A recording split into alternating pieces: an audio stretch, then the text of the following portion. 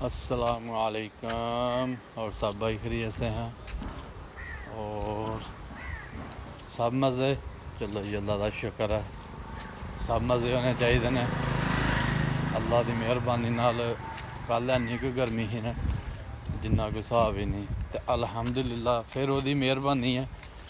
अज रात नूं बारिश पाई है तो मौसम नज़ारे वाला हो गया।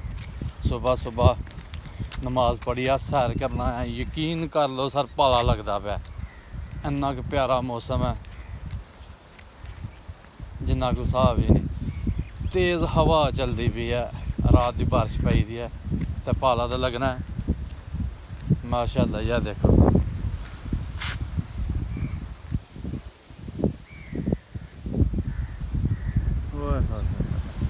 की नज़ारा है।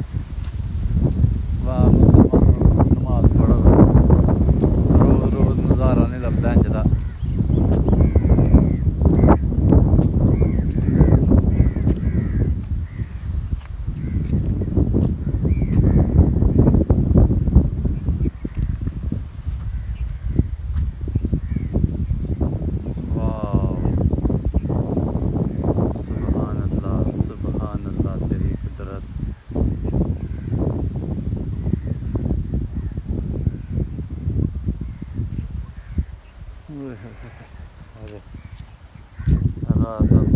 रात बारिश पानी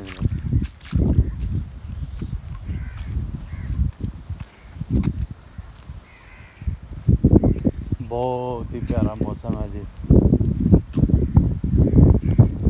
लगता गर्मी खत्म हो जाएगी।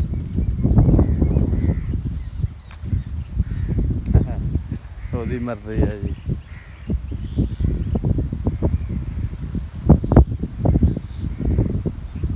सुभान अल्लाह माशाअल्लाह माशाअल्लाह जी माशाअल्लाह।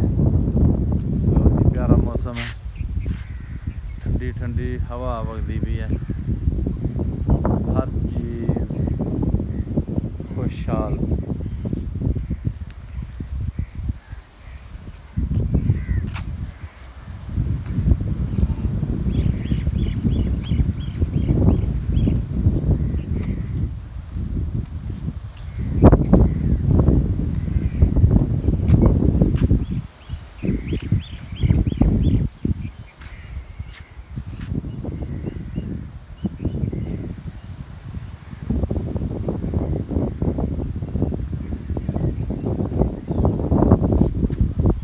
यूँ घड़ी बह के मौसम का नज़ारा ले लिए।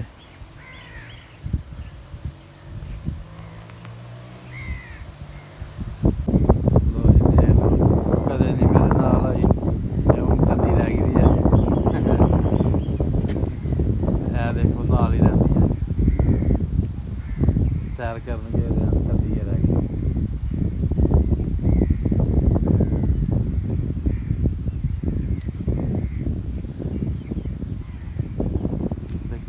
साढ़े नाल ही रहती है, सुबह सुबह सैर कर पत्तरी नमाज से पहले मैं लैन दी दुकाना से कुड़ी छड़ के तुर गया तो उदों ही मैंगदी पई।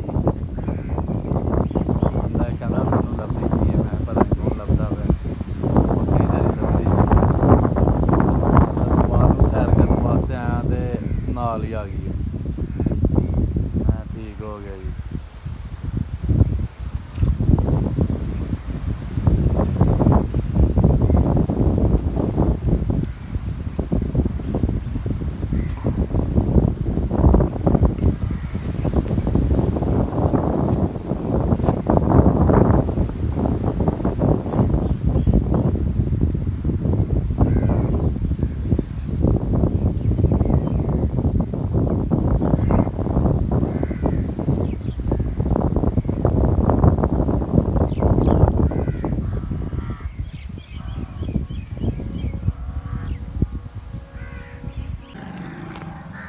लो जी माशाअल्लाह ज़ोहर की नमाज का वक्त हो गया तो अल्हम्दुलिल्लाह ज़ोहर की नमाज पढ़न चले हैं।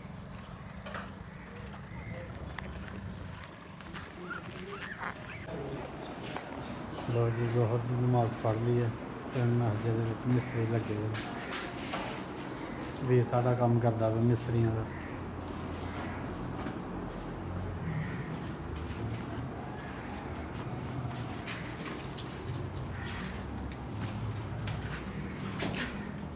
लो जी बाथरूम तैयार हो गया साढ़े मस्जिद दे नवे दरवाजे लग गए ने 8 बार तैयार होए हाली इन्होंने रफ किया रफ करके फिर टैल लाँगे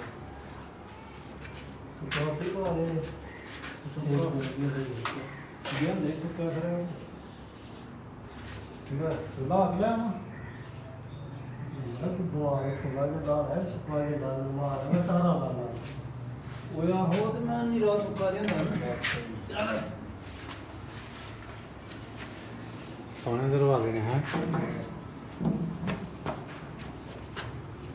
चलो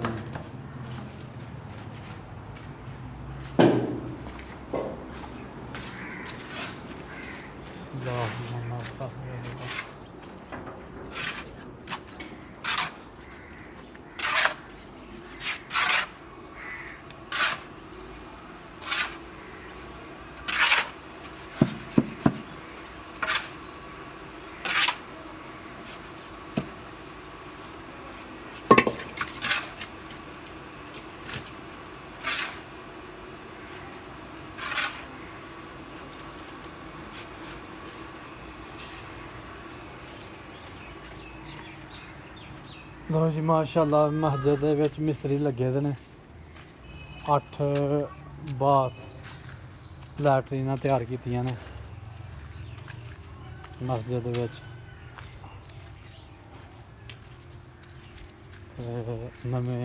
नमें दरवाजे लिआंदे ने ते जोहर दी नमाज असीं पढ़ ली इंशाअल्लाह ते हुण फिर अपने कम्म नूं निकल आए हैं सही है